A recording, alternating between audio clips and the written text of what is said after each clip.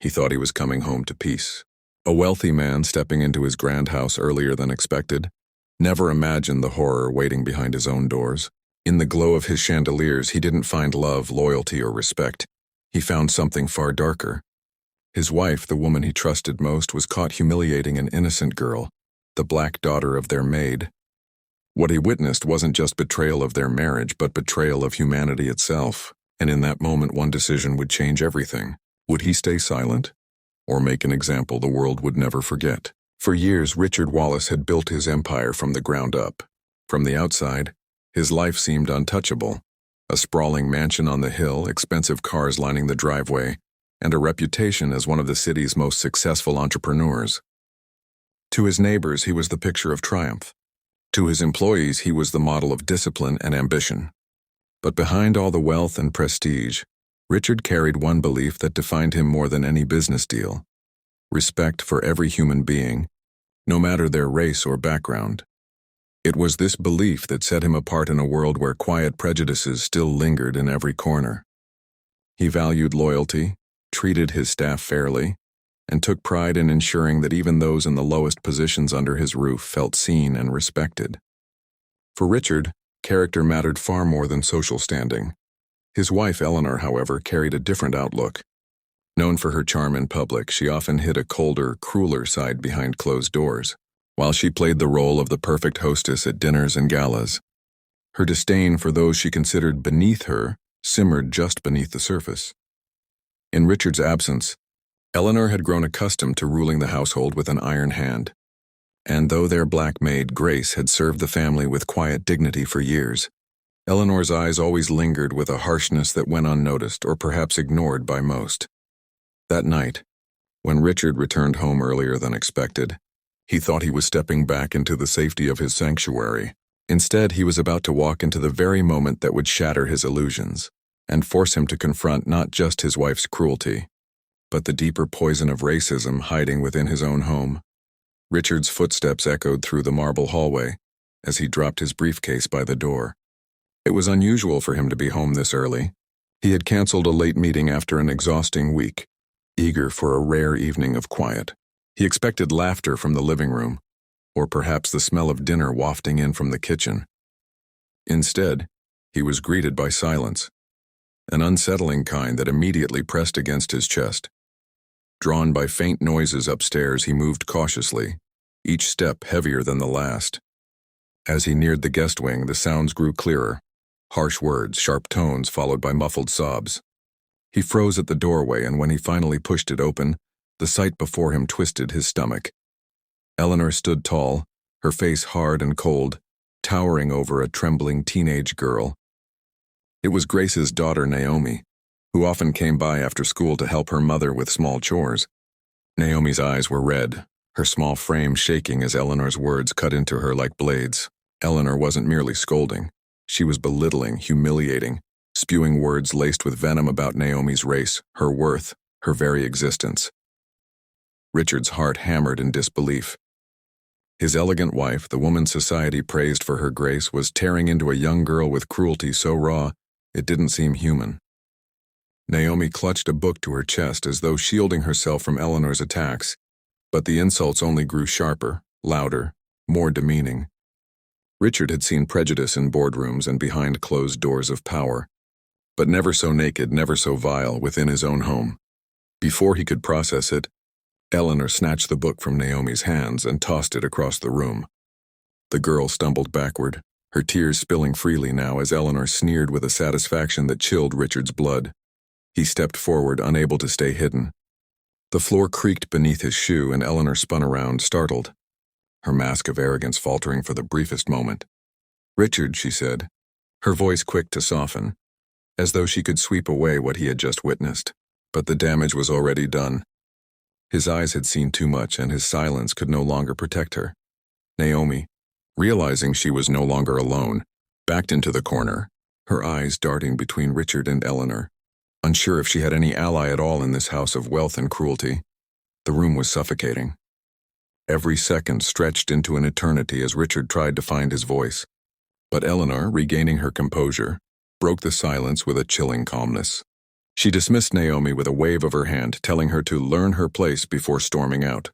Naomi didn't move. She stood frozen, her breath shallow, as if waiting for Richard to confirm the nightmare she had just endured. Would he side with his wife, the woman society adored, or with the frightened girl no one would believe if she spoke out? Richard bent down, retrieving the discarded book. Its pages were crumpled, its cover bent. As he handed it back to Naomi, his eyes locked with hers.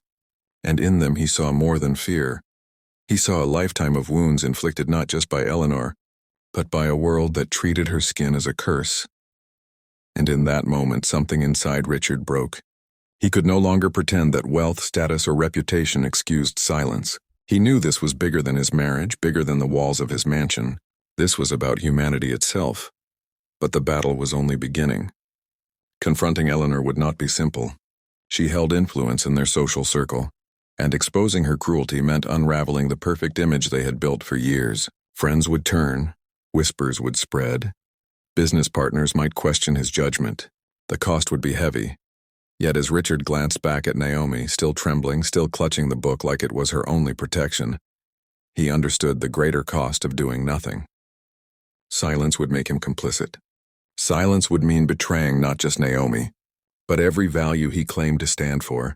He placed a reassuring hand on her shoulder, promising through his steady gaze what he could not yet speak aloud, that he would not let this moment pass. Naomi's sobs quieted, but her uncertainty lingered. Would Richard truly act? Would he risk everything to defend her dignity? Or would this night fade into yet another cruel memory buried deep inside her? As Richard straightened and left the room, his mind raced. Every step down the hallway, every glance at the portraits on the wall, paintings of legacy, power, and pride, fueled his resolve.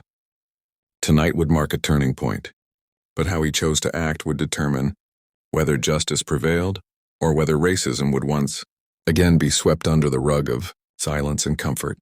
And as the mansion's lights flickered against the night sky, one question echoed louder than the silence he left behind. What price was he truly willing to pay for doing what was right?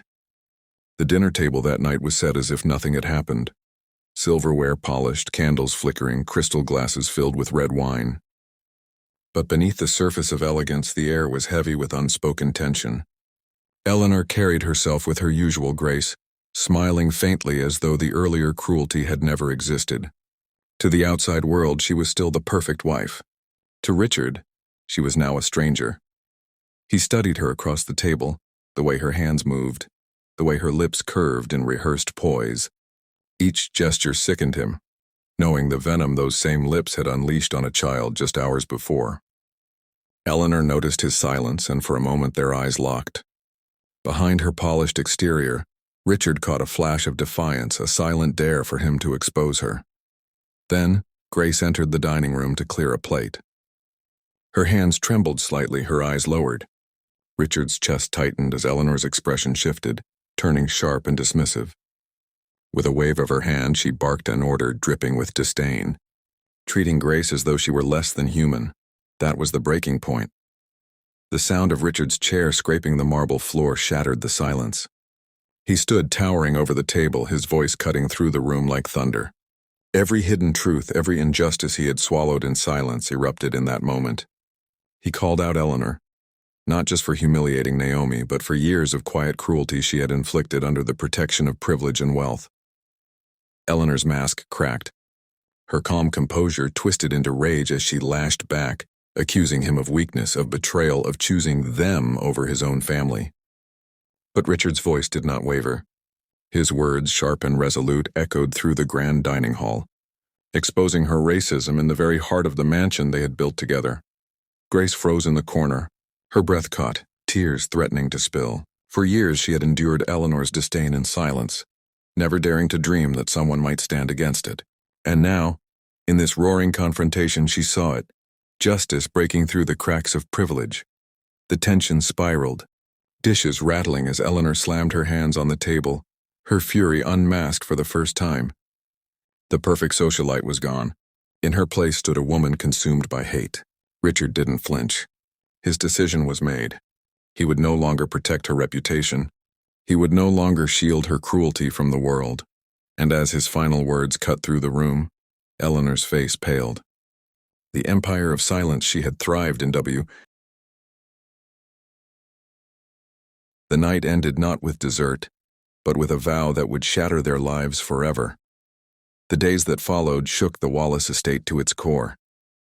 Richard's decision was swift and irreversible.